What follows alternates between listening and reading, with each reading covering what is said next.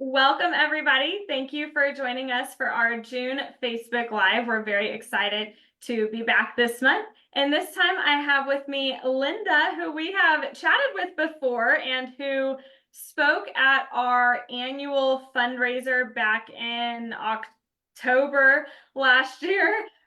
So very excited to have her back on with us today. She is also a Project Social Ambassador and is going to talk a little bit about NVLD and adulthood today, which I think is a great topic. We've got a couple different questions that we are going to kind of just chat through, like a little fireside chat today, talk about experience, some advice from her years of professional experience and background as well. And then we will open it up to questions at the end, like always. So if you do have a question, please drop that in the comments below. If you are watching this as a recording and not live, we will come back and answer those over the next few days as well. This recording will be saved onto Facebook and we will be uploading it to YouTube by the end of the week so that you can view it whenever you would like. So Linda, welcome. Thank you for joining us today. It's exciting to see you again. Thanks for having me. I think I kicked off your first one like 4 years ago. I came to New York. Yeah, it's been a while. I can't believe we've been doing Facebook Lives for that long, and I still can't stop talking. So what can I say? But yeah, we're very excited to have you back today. And I think you and I chatted a little bit earlier about kind of the topics that we're going to cover today. But why don't you give us just kind of a short introduction about you and a little bit of your background, and then we'll jump into our first question. Okay. Well, my name's Linda Karanzalis. I'm a former special ed teacher, and I just wrote the latest book, I think, on NVLD, Misnamed, Misdiagnosed, Misunderstood. So a lot of you probably have read that or are in the process of reading it. I've been getting some really good reviews on that it's been helpful.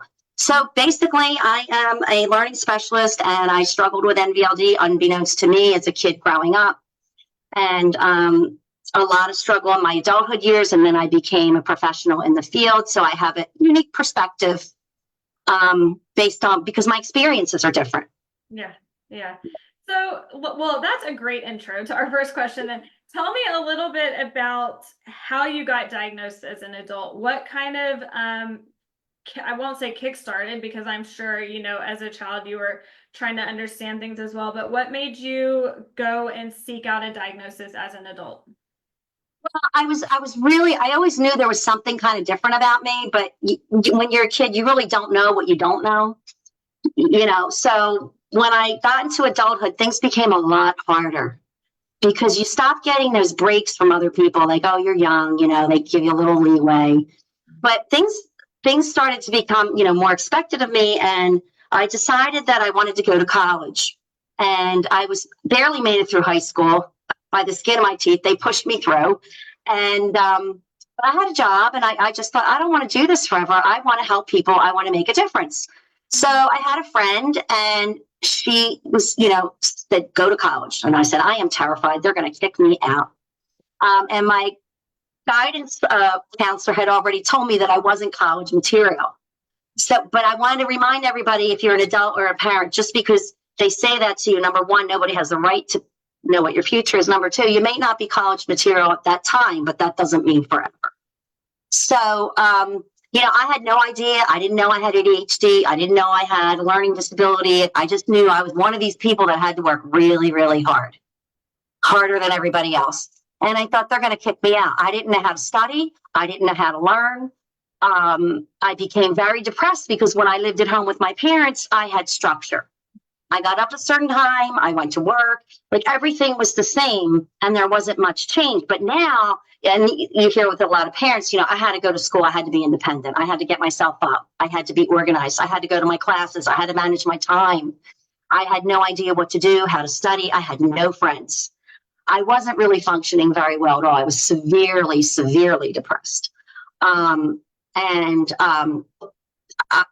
fact, I'm surprised how depressed I was when I look back on it now. And my parents tried to help me, but they just, nobody knew about NVLD, and everybody they took me to, they were clueless. And so what wound up happening was I got in college, and I started to think I was really dumb and stupid because I was not surrounded by high school kids anymore. And, it was this higher level work. And I put this in the book. back then it was the dirty R word, but that's what I thought that I was. Can you imagine to really, I'm pretty intelligent, and people with NVLD are intelligent. They're average to above average intelligence. Can you know the devastation of actually feeling that way and possibly believing that? And so I think I was taking a class and somehow I found my way to Temple University. And, I didn't have to pay for an evaluation there. Oh, And, I went through all this testing and I knew that I wasn't really doing a good job. And so I told the woman, the diagnostician, why I was there and that I really thought that, there was something majorly wrong with me. And she said to me, first of all, I never got a report. But she was astute enough to know not to tell me my IQ scores because I would have been devastated, right? Because there's that disparity between the VIQ, PIQ, and she just said to me, "You're in college. You're getting straight A's. You haven't got B's. You haven't even gotten a C. You're going to graduate with honors." Well, I kept graduating, like I forget what the list is every year, whatever. And she said, "You're fine. You're of average intelligence." But she never gave me a report. She never told me the scores. So this woman was smart enough to know I don't know what I'm doing and I can't say anything, but I know that she's not this. And she did me a big favor because back then nobody knew anything, but I would have been devastated if it was somebody that, maybe didn't care as much, how in any profession there's different levels of skill. And but to top that off, I never got diagnosed with a learning disability. I never got any accommodations. Nothing. No, and this was in the 80s. So I don't really know, I was very young in the 80s. I don't know if you even got accommodations then. Yeah. But I didn't. So I white knuckled it right through college. And I had a lot of mental health problems because of it. And that to me was more devastating, of NVLD. It's all the other problems it causes. And so that was the start of a lot of problems for me with a lot of depression and anxiety. But I made it because I'm determined and I'm stubborn. I love that, though. I think And, that's a success for you. I made it, but I think the world's different today. Maybe back then things were a little simpler, a little more easy, more leeway. I don't know, but I made it, and I think you can make up your mind. I mean, I don't want to say everybody with NVLD because I have a support group, NVLD Pioneers, on Facebook, and some people are saying this is really a disorder. Everybody's not going to be a success story. Everybody's not going to be, I don't need you to be proud of me or this or that. So there's so many different levels, just like on the autistic spectrum, and there's a lot of people that have college degrees that can't work. And you do all the interviews. So you see this, but you can find a way. Yeah. It may not be everybody else's way, but you will find a way. Yeah. So what age did you actually get diagnosed at? I didn't get diagnosed till I was like in my early 30s, mid 30s. Okay. And I thought what happened was I was teaching and I was a really good teacher. I got this award from the governor, but I really had a hard time with the social politics of it. And now it's even worse today. So it was like, the whole job was like, anytime I had a job, it was like, I was a really good teacher and I did a great job and the executive functioning was hard, but I had an assistant that came in or I would have been toast. There was no way I could do it. She needed a job for the year and she had a baby. She moved out into a new location where I was. So she took a temp job as an assistant. And, things happen for a reason. I really believe I'm meant to help people. Things happen. And, I don't know she taught me how to manage that classroom and be organized because you have to be. Yeah. So that's what I kind of, now I'm getting a little off topic. Bring me back in. You're fine. You're fine. We were just talking about the age you were diagnosed at. It's not ADHD too. Yeah, we'll get to that part too. Don't worry. But yeah, just kind of. So we had a question come through, and we'll go ahead and get to it because it kind of falls right in. Finding a doctor to diagnose you as an adult, because a lot of times it is difficult to find somebody to give a neuropsych exam to an adult versus a child who's still in school. Did you find that difficult, and how did you end up finding a doctor? Yes, and that's now I remember where I left off.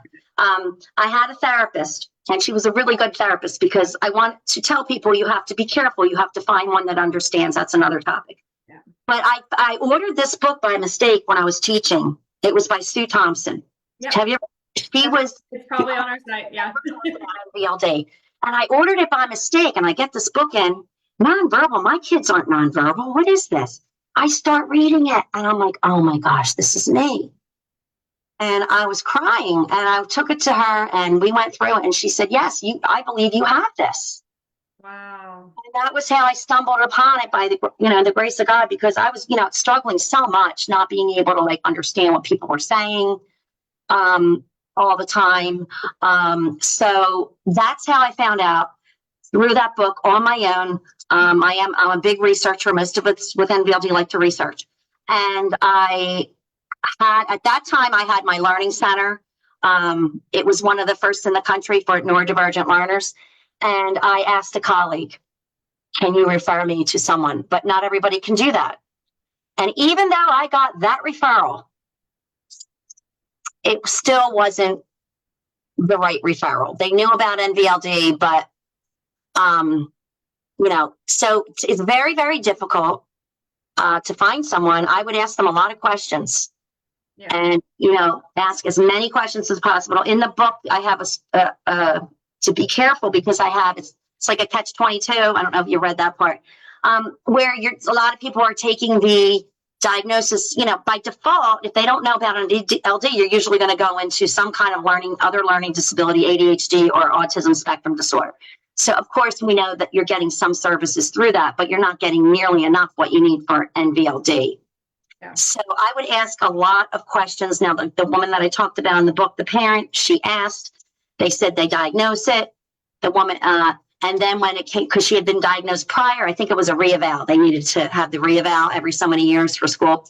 And then when it came back, it said that she was on the spectrum. And she said, I interviewed you before this, if you were familiar with this. And she said, well, when I used to be with a practice, and we were told we had to acknowledge NVLD, but now I'm on my own, and it didn't exist to her.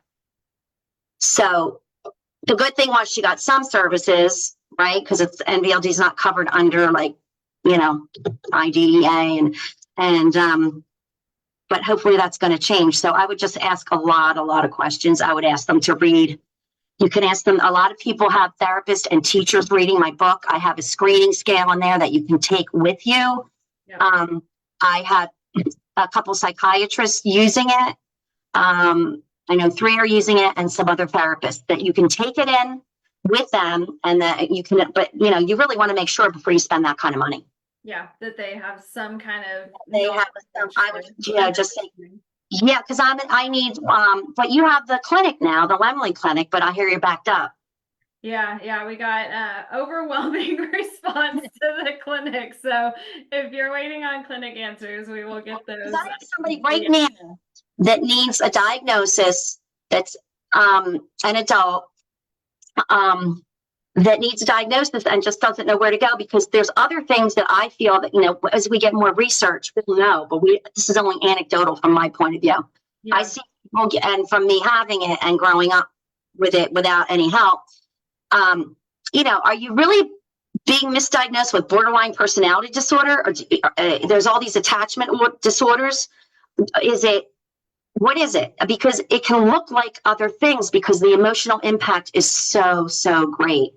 Yeah. You can look oppositional. You might look, like maybe you look bipolar. I don't, but it could be with so many other things. I do have seen some people that, I'm not a therapist or a diagnostician, but I thought this doesn't look like borderline to me.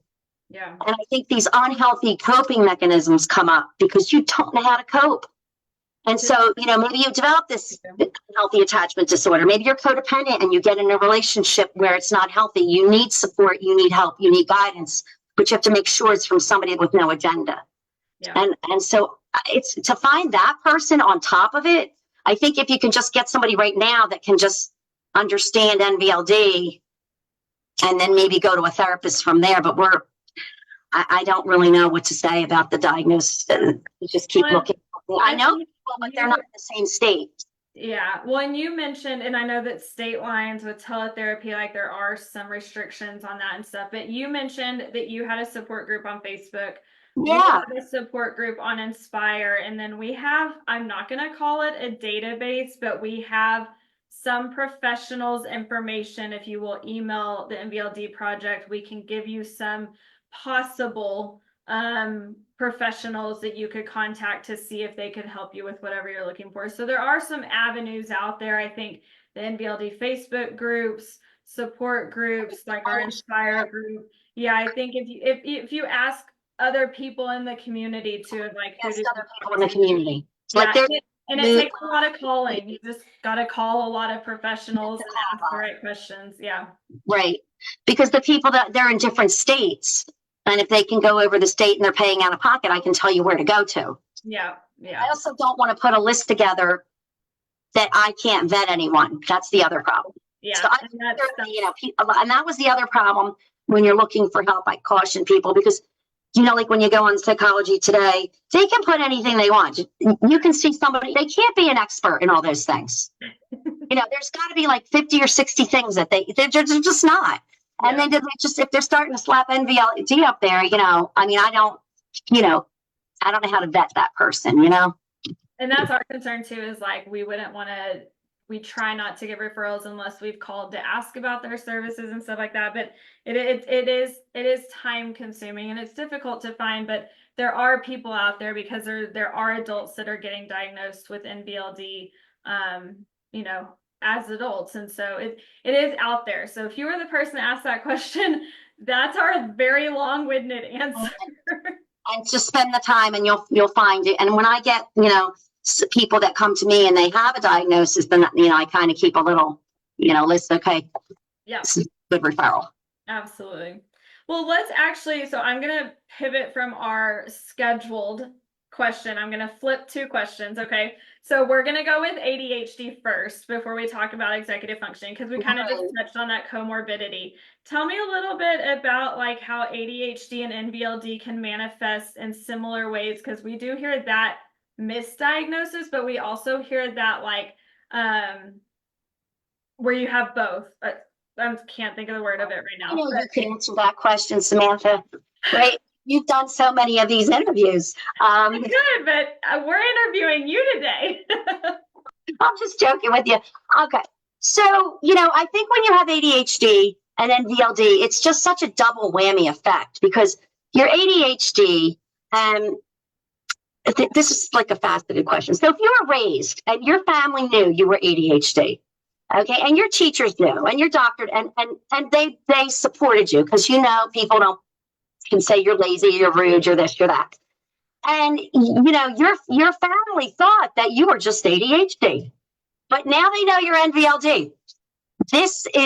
I see so much emotional damage from this, and it's no one's fault. Can you imagine as an adult or as a kid, your parents, you think your whole life that you're understanding what people are saying and you're not? Yeah. I mean, unless you're getting a lot of overt negative feedback and being yelled at and scolded. But can you imagine as a parent, this is even more upsetting to me, that you thought you understood your child. You thought that you were understanding them. And then it's like you have this new person where this is what I'm running into, is where the child is mad that's now an adult because they kind of feel resentful because they weren't understood. And the parent had no idea that their child wasn't understanding them. Yeah. So that to me is a big difference right there. And that, of course, that people with, there's a lot of overlap, but the causes are different. Different areas of the brain are affected. So, a lot of those strategies and things that you do for ADHD will help, like I mentioned with NVLD, but it won't be enough. So now you have the ADHD but you're not, getting help for your visual spatial problems, for understanding things, for, throw that all in with ADHD and executive functioning. It's a lot. Yeah. It's a lot. Is that kind of answer the question? Yeah, definitely. So talk about it. Or did you know about similarities and differences between ADHD, NVLD, and spectrum? Yeah, and I think you can find a lot of that online too, as far as like where that kind of overlaps. But since you mentioned executive functioning, talk a little bit about that, because you said earlier that things got harder as you got older. And I think we hear that both ways. We hear people talk about it getting harder because they still feel misunderstood. They're not really like they don't really understand what's going on with them. And then we hear about some people that actually think it gets a little bit easier because you're outside of that school structure where people are like maybe making fun of you or they don't understand you. So I think it can go either way, but how did it get harder, and did that manifest in some of that like executive functioning skill area just because you're doing more, or kind of talk through that? I definitely see both sides of that when you're an adult, people are more accepted. You don't have to be like the weird kid anymore, or when, it's just like we're out and we're in a whole different realm as adults, but there's still bullying as well. But for me, I'm thinking it got harder. Well, because I had to be more independent. I had to use these higher level thinking skills. It wasn't just managing time and all those, the executive functioning skill is a big buzzword now. I can kind of break that down for you. But it also is the problem solving, right? So you have a lot of visual spatial stuff. You have to solve problems, whether they're social problem solving, whether it's academic things you're solving, life problems. And so that gets harder because as an adult, you're expected to solve a lot of these things on your own, whereas mom isn't the scaffolding anymore, or your parents aren't, running defense for you. And you're out there and you're trying to figure it out. Mm-hmm. And if you're lucky, you have parents that want to help you and you accept that help. And but there are a lot of kids that are young adults now that do have that support and they don't want the help. So there's so many different variations on that. But for me, it got harder I would say the executive functioning. It was already socially hard for me. At that point, and I really didn't know in college that I wasn't getting everything socially. Like I didn't start to put that together yet. I was just starting to, I didn't know when I was in high school that these kids got together outside of school. I never knew that. I thought we all just saw each other in school because I had nobody ever invited me over. Nobody, never. When I found that out, I was like, oh, okay. So you could see that, that's problem solving and thinking. But for me, with the executive functioning was just a lot of, keeping myself together. Where's my stuff? Where is it when I need it? Can I keep papers? Can I find my way around? And so these executive functioning skills they've been around for so long, but everybody's using it today. And I was just on the committee for CHAD, Children Adults with ADHD, on the proposal committee to go over the proposals of, the rate to see who's going to speak or not. And one of the things was like, we keep hearing executive functioning and it's like, it's overkill so much that people want to hear other stuff too. Yeah. You know what I mean? But a lot of it is executive functioning. So what do you do? Yeah. But it is, when we look at schools, we look at strategies, on-time tests, into the front of the room, do half the load of homework. If you can do the math problems, do half the load. All these kind of little supports like Band-Aids and canes, and they're good, but they're not nearly enough to change anything. And by the time you get to high school, you're traumatized. The kids are just trying to get through. They're so misunderstood as being neurodivergent. They don't really have the interest, some of them, most of them, I would say. But you really have to train those skills, which not a lot of people talk about. That's what I was about to say. You have to develop this skill versus math. To develop cognitive processing skills, also known as brain training, which gets a bad rap because there's a lot of crappy brain training programs out there. But I have my own program that I've been doing. God, I don't want to say how old I am, but for a very long time. And I get calls from people when they're adults, from their parents. My kids said this changed their life because I had to, I'm stubborn. Remember, I had to find a better way. And everything I did for me. So I was the guinea pig. So what I do with people I've done for me, you have to train those skills. So, an on-time test, sitting to the front of the room, if you have auditory processing problem, you might be right smack in front of the teacher. But if there's a delayed processing gap, meaning by the time you get what the teacher said, you thought about it, you're understanding it, you missed all the stuff that came after. It's like watching a football game in real time, right? And then they go back over it and they circle everything. Should have done this. You should Monday morning quarterback, right? Yeah. Right. So, but you have to train that, and you can train that. It's not just sitting up in front of the room. It's not just, having the teacher break down the directions one step at a time. I mean, they're already so overwhelmed as it is with, the caseload. And you can train that. You can train working memory. You can train, and I know there's CogMed. I don't have experience with that, but I have been successful with that. I do a pre-test and then I do a post-test, and I see the growth. Visual processing, visual memory, visual discrimination. Visual memory you can improve. Just visual discrimination is kind of hard. I just had that problem today. See this computer mouse, visual discrimination is, can I find an object amongst other objects in the background? Mm-hmm. This is like right in front of me and I could not find it. And you do this 5 times a day, not just with this, your phone, your, deodorant in the morning on the counter. It's just so stressful. Looking for the mayonnaise in the fridge. All this is very, very, very stressful. So you have, I don't want to get into, but there's many different kinds of processing skills. Yeah. I mean, visual, there's just a lot, visual processing speed. How fast are you? Are you slow? Do you make a lot of mistakes? And if you're ADHD, you usually make them anyway because you go fast and you just want to get it over with. If you're hyperarousal, and if you had NVLD on top of it and you have that, can you imagine? So you can train those skills. Yeah. Yeah. And that's pretty much what I do. And then you can learn quicker and faster. And then you can benefit from compensatory strategies, color coding, time management, alarms.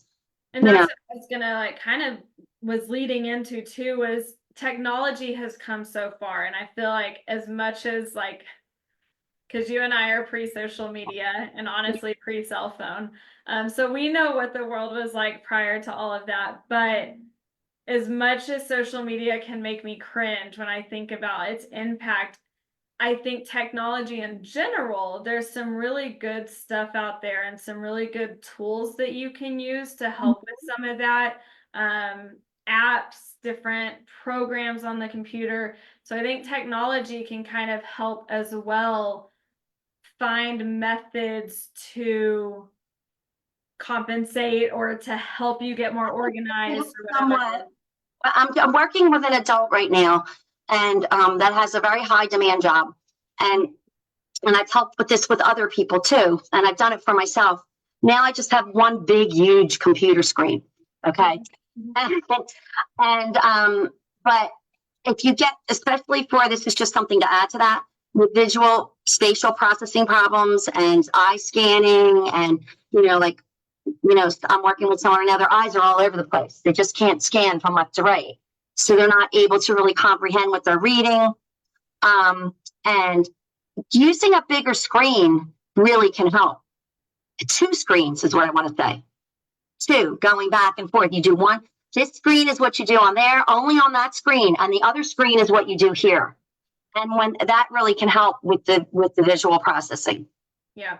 Anybody wants to try that? Tips and tricks out there for some of that. That would be a really good blog post. We should put together a blog post on some technology tips and tricks and apps that could help with that. So keep that in mind. I use some strategies too. I use like a time timer. Yeah. I have a whole system. If you know what I had to do just to focus to work, it's like unbelievable. But you're crushing it. You're successful. I love that you have the drive and the determination. I think that that's really. I look like I'm crushing it right now, but you don't see me. You do not see me. There are days when I have meltdowns. There are days when I am just like, you just don't say it. You know what I mean? And we're so well spoken too. That helps. And we're so, that people think we're equal in all areas, and we're not. Yeah. But everybody with NVLD is so different. Like there's this study came out from the Italians. Remember, you put that on Facebook, and it said that not everybody has communication problems. Yeah. With it. Yep. If I read it correctly, not everyone has a hard time. Everybody's understanding. It's like you said earlier. It's that spectrum. Everybody's got different. Right. Of all the different pieces. Right. So say, like when I'm speaking or anybody's speaking, we're very well spoken. You don't see the cracks, where.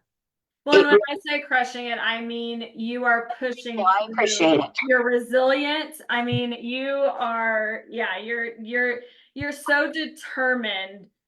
I am determined. I don't know what's wrong with me, where that comes from. I do not know, because a lot of kids do not have that today. Yeah. I don't know if it's their parents feel sorry and they're overdoing for them. But I don't know. It just, Have that you drive. can't knock me down. And I really don't know where that comes from. I don't know. Yeah. If you say I can't do something, I'm going to prove you wrong. Love that. You actually just mentioned something, and I'm like kind of reading comments as they come in. And someone asked, how do I see the rest of these comments? I can't see it now. I need to figure out a way to see all the comments. But somebody asked if with NVLD you can ever feel like emotional ranges or rage. Oh, gosh. And I was like, well, we just touched on that. But do you want to talk a little bit about that? This is what I wanted to share with you. Thank you for asking that question. Because the emotional range, when you're overwhelmed, think about all these executive functioning problems, right? You get up in the morning, you know, before the day's even started, you know, you had to know what you were going to wear. Did you pack your lunch, or did you try to pack it in the moment? Do you have gas in the car? Are your clothes clean? I mean, there's so many things that you need visual memory for, active working memory, auditory, everything. Before you get out of the door, you're stressed and the day hasn't even begun. What I'm finding is for myself even more and more is that we are in a dysregulated state of emotion. We're in like, you know, with the DBT, we have the wise mind, the emotional mind, and the logical mind. But to constantly be dysregulated because the anxiety is so high. Yeah. And that it can look like you're just, you know, one hour you're here, 3 hours later you're there. You can be all over the place. I find that for myself. And so what I have to do now is I have this whole thing where I'm always changing what I'm doing to focus. Number one, I got on the right kind of medication for ADHD because I wasn't on the right one, and I didn't even take it for years. But I got to the point now where as you get older, your hormones change. And a lot of women are now getting medication for ADHD that don't have it because of hormone changes. So that was when I really hit a wall even more so. So I finally got on the right medication for that.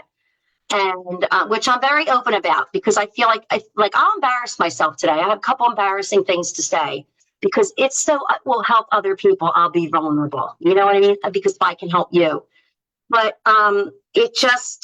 the emotional thing. So what I do, I'm going to keep it short because we're talkers with NVLD. Words are our world, right? So we're using our words.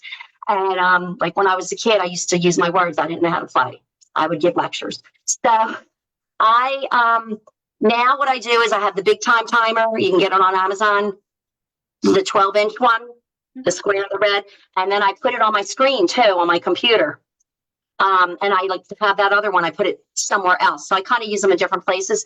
And then I have this whole thing. It says, number one, I have to breathe.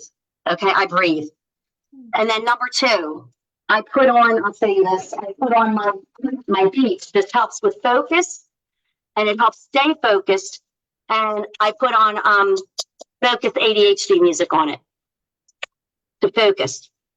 I have that, the time timer, the music, the focus, and now I've been doing the Pomodoro technique where I work 20 minutes and I'm 10 off. But sometimes things happen and you can't stick to that. So, and then I have written down in front of me all these steps, and then I have every day I'll rewrite it, and this is what I'm doing during this time with that timer on. Because what will happen is, anybody with ADHD will know this, you're doing something, right? And then you get a text. Oh yeah, I have to do that. Oh yeah, let me do that. Oh wow, that email, I have to email them. Oh yeah, I need to, and then you totally just, what am I doing? And you're not prioritizing and getting done what you need to get done. So there's this thing called the parking lot. I have a big picture of a car on a document, and I put it on my screen. I pick out a car that you like, your dream car. And then underneath of it, every time I want to email somebody that's not about what I'm working on, it goes in the parking lot. I get a text, I have to do something, I put it there. Unless if it's not on topic and not what I need to finish, I won't address it. And I think that could help a lot of people, and that will keep your emotional level even keel, because when you're not productive and you're stressed out and you're putting fires out. I think that's the emotional thing. And I'm a lot calmer now that I've been, changing this around and doing this. Yeah. Time boxing. I think that's part, like what that kind of strategies, time boxing, something like that. Yeah. But I had some of these we can't answer on here just because we don't know. So like someone asked, how often is NVLD misdiagnosed as autism and vice versa? I don't know that we really have stats on that because NVLD is still not being regularly diagnosed because it is not in the DSM, which if you are new here is the main goal of the project, is to get it in the DSM. There's updates on our website for all of that. But I don't know that we have numbers for that. We do think that NVLD is more common than past research studies have shown. We think that it is diagnosed quite often. We do have some research papers on our site that you can also check out if you want to look into some of those stats and stuff. But yeah, so interesting comments there. I found the experience, rage, and emotional outbursts. We talked about that one. Talked a little bit about time management already. We're really covering a lot of things that that are kind of popping up in the comments. It looks like we have quite a lot of adults watching today, which was the goal. Yeah, so a lot of adults with NVLD. My heart is with people with NVLD because they didn't get the help that they should have gotten. Mm-hmm. And even the kid, and that's why I wrote the book, because I can't help everybody. I don't have all the answers, but because I can't reach everybody, and that's why I wrote it, because the main thing that I want them to know, adults, is that they are validated. They're not making it up. It's not in their head. It's not your fault. You didn't do anything wrong. And because they have a lifetime of trauma, of things not working out, being misunderstood, Yeah. So, if you are watching and have any other questions, go ahead and drop those in. We're going to get to those in just a minute, but I'm going to plug Linda really quick. She's mentioned her book a couple times. Will you hold it up? I was looking for mine on my shelf and yeah, I'll hold you the one up that I got on the, I'm like, it must still be in one of my boxes after my move. So this is Linda's book. If you haven't seen it, we do have it linked on our site as well. Can you buy it directly through your website? No, it's just Amazon. Oh, yeah.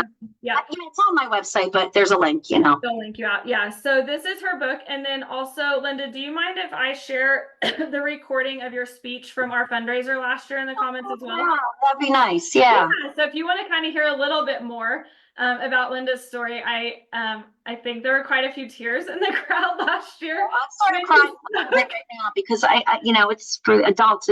I still struggle. I'm not immune to it. I'll give you a couple examples before we leave. Yeah, but I know that I definitely cried during your speech last year. So I will also drop that into the comment section for anybody that wants to watch that, because I think that's just, you did such a wonderful job on that speech. So a little plug for her while we wait for some more comments to come in. So the last prep that we had talked about prior to answering questions was life beyond the label. So I think I saw this on your website a couple places and maybe on your Facebook page.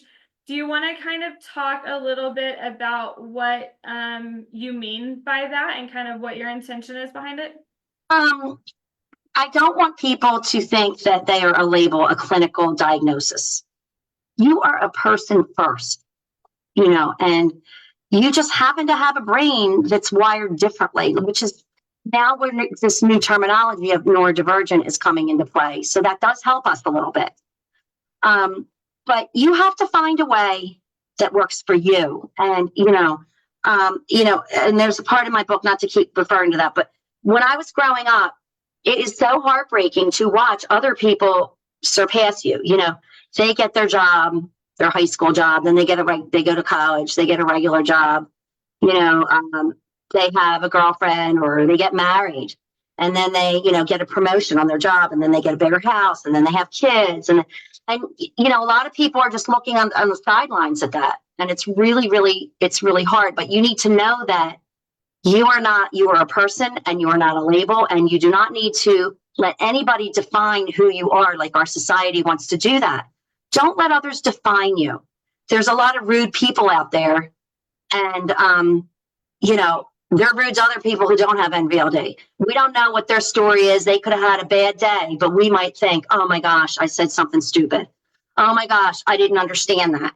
And that's what I want to say to you. My philosophy is, and this is a story in my book, we can't take responsibility for misunderstanding everyone. Statistically, mathematically, it is impossible. But we tend to do that. And but we are not responsible. There are plenty other, like there was a situation when I was a teacher where I did nothing wrong. I did the right thing and I was ambushed. And because I called for a child for protective services that they, evidently they were trying to cover it up or something. I don't know what it was. It was like, very long time. And I didn't do anything wrong, but I had all these people around me. I'm a young teacher and, they're telling me that I did. And so, but I didn't. And, I actually wound up, having the kid's life basically saved. Yeah. So we can't believe other people and let them define who we are. And to not take that to heart and to find what works for you. Don't give up. I see a lot of people today, they just want to give up. Try, fail, try, fail, fail, fail, fail, try, succeed. You will find a way. You have to get this in your head. 3 words. Try another way. I put in my book, you know what I do when I work out? I haven't been doing it lately, but when I used to, I would go to bed in my clothes to work out in with my t-shirt and my leggings. And I'd get up when I was in college and I'd roll out of bed and I pretend I went to the gym and I take my book bag and I'd have a snack and go because I hated to get up in the morning because with ADHD, it's very hard to get up in the morning. Your brain doesn't wake up till later. And I couldn't get out on time anyway. I'd forget this, I'd lose this. And even with my strategy. So I did what worked for me. It wasn't conventional. Do what works for you. Yeah. And find a way. If you have to work for yourself, you can find something. There's something you can do. You could be a dog walker. You could be, I'm not saying that that's the only thing you're going to, but you can this is all, you can patch your way up with little jobs. You can go to SCORE. That's a place where they can teach you how to start a little business. Yeah. I didn't think I could start a business. Yeah. I wasn't organized. I just kept trying and I kept creating templates. Yeah. But don't cut yourself short is what I want to say. I love that. That's beautiful. Cool. So let's see. We have so many people watching today and so many comments. Let me scan through these. An adult that didn't know that NVLD was not in the IDEA. She couldn't get services back in the 90s, which does make sense. We've covered that one. If you want to know something embarrassing, I'll tell you while she's looking. I took my friend out for her birthday for breakfast. This was like a couple months ago. And I didn't get it. I don't always get it. And I went up and I paid for her because it was my treat. And then she came up to the counter after it was paid for. And the cashier said, oh, you arrived. He said something like, you arrived to the party late or something like, oh, good for you. I was like, Karen, what does that mean? She's like, well, because you paid the bill and I came after you paid the bill and I made out. And I was like, oh, okay. But I didn't get it. Had I had more time to think about it, usually people get these things quick. Yeah. And I on another podcast and I talked about how there's crumbs wherever I eat growing up all around me because of the visual fine motor stuff. Everybody's like, we knew where Linda ate because there was crumbs everywhere. And they said the person interviewing me, her name was Melissa from Renify, and she said, oh, I guess you didn't have a dog. It went right over my head.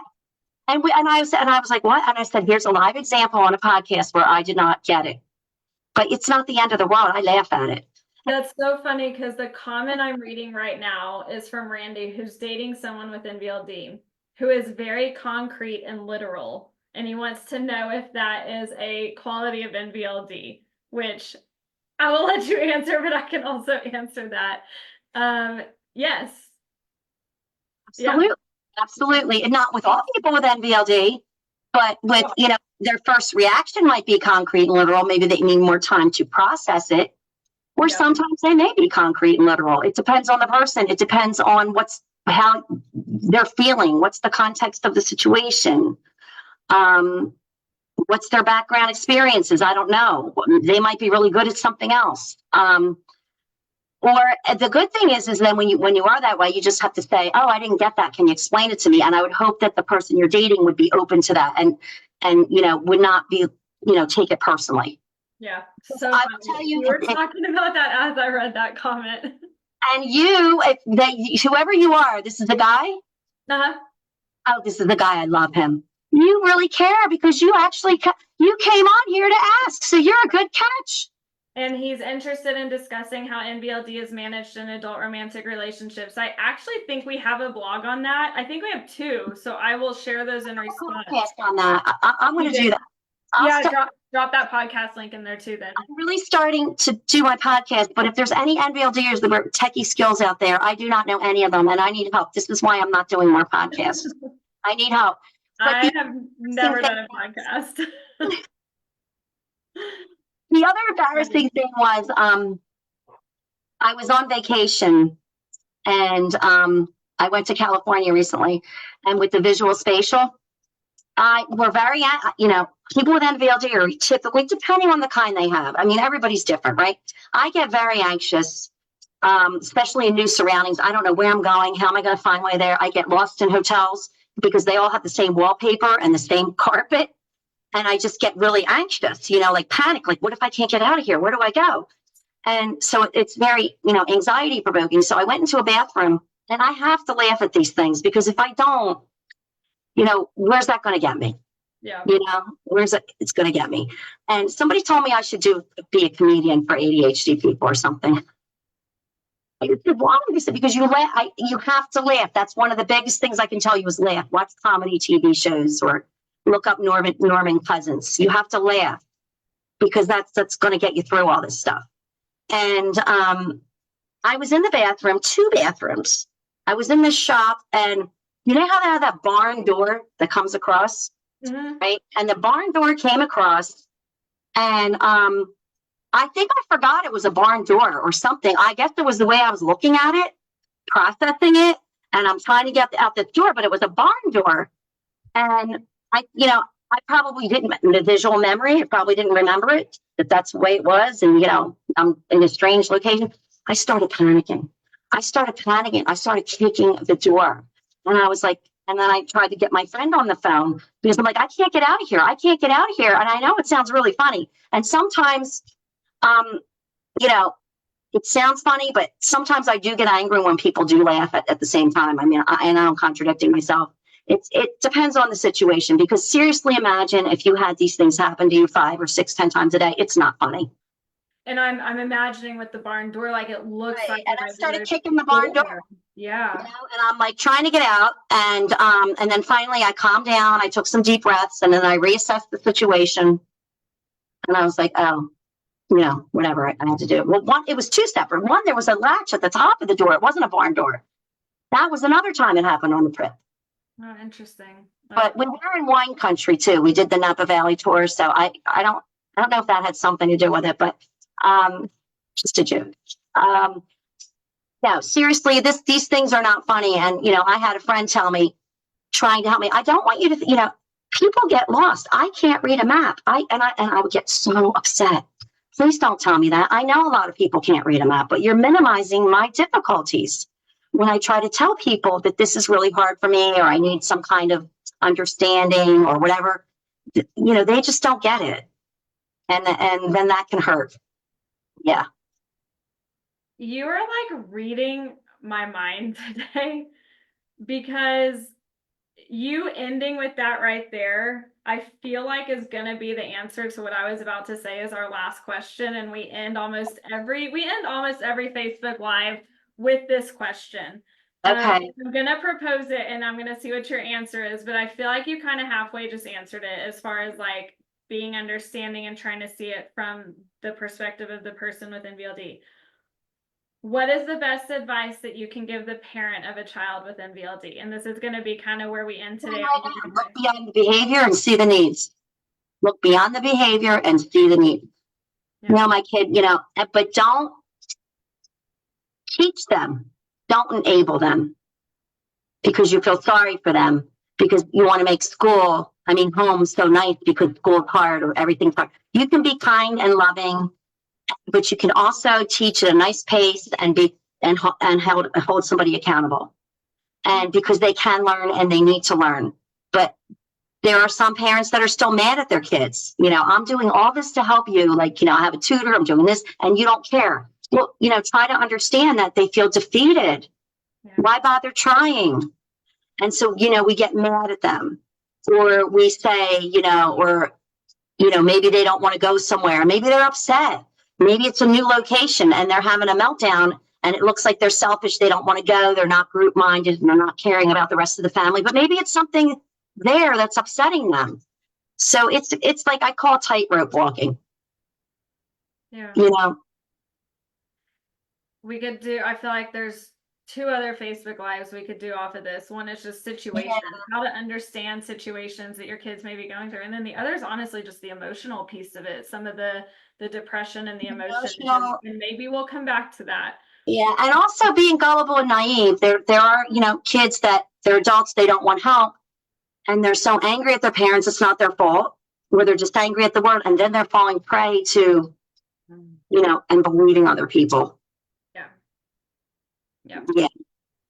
Awesome. Well, we are going to end our Facebook Live here. So thank you everyone for joining us. I believe it looks like in the comments and with the people watching that you guys really enjoyed this and hopefully got something out of it. Again, we'll try to hop into the comments and maybe give some links and resources and answers there as well, just in case you weren't able to watch all the way through. We will save this recording on Facebook. It will be on YouTube by the end of the week, and we'll drop some links to Linda's resources as well, her book, her speech from our fundraiser last year, and then I think she's going to drop a podcast in there as well. But thank you so much, Linda, for joining us today. That was truly wonderful. I feel like we covered so much in that hour. Yeah. It was wonderful to have you back. I'm going to go